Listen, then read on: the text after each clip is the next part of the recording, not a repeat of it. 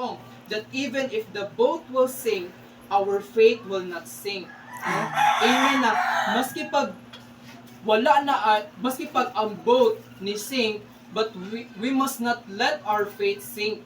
No, kay there are some instances sa atong kinabuhi pag kana nga ships imuhang kinabuhi, no, labi na og kanang grabe nimo desire ana nga ship, no. For example sa imuhang academic, desire kay nimo nga graduate ka og ingani nga year pero wala na hitabo, so we tend to lose our faith, no. We tend no pag nilubog na gay ang barko, giapil pag gini mo yung faith, no. Pero God wants us to remember that we need to be strong, that even if our ships will sink, no, ang atong faith will not sink. So dapat magpabilin ka nga strong, no, kay not all ships are meant to meant nga makaabot silang destination. Let us not hold on to our ships in life such as education, skills, relationship, business, because they are not our savior, no.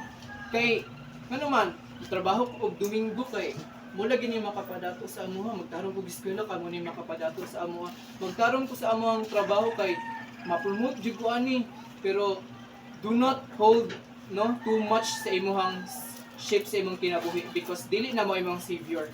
Jesus Christ is our savior. So you must hold, no, you must hold to Jesus Christ instead of holding too much sa imong ship. Kay let's be honest, no, ako siyang balik-balikod that ships, no, that not all ships, no, maabot gid sa iyang destination, no, na kanang imong gipangandoy karon, kanang imong gipang huna-huna karon nga ay madako jud ko ani, pero hunaon dili gid dapat ka mo hold on ana, no, kanang i-hold gid nimo ba nga ay mao gid ni grab ko gid ni kay mao gid ni magpadato sa ako, mao gid ni magkaluwas sa ako, no.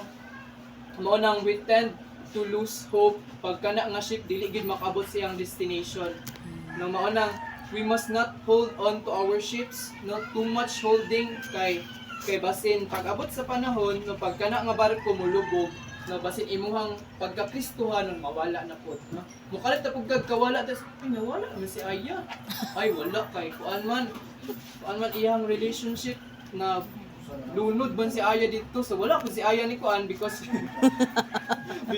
kay kuan man grabe niyang hold dito sa iyang relationship, no. Maski kanang Domingo di anang tibali Domingo di na mosimba kay paglag-lag man uban ang uyab, tapos pag-awa pag kuan, no, pagkapila ka months, pila ka years no nagbulag, so imbis si Aya na save na si Aya, no, kan exact imbis na save na si Aya, wala na hinuon kay na she hold too much sa ship nga na sa iyang kinabuhi, no. Na nakalimtan na niya nga ay napagiday mas nindot, no, nindot nga ship na dapat na kong i-hold, no. Napagiday dapat na ko i-hold pa og too much, which is Jesus Christ, because He is our Savior and, no, He is the only way to, no, nga makaabot kita sa langit, no. Amen. And remember that God would not get something to you if it isn't needed to your next season.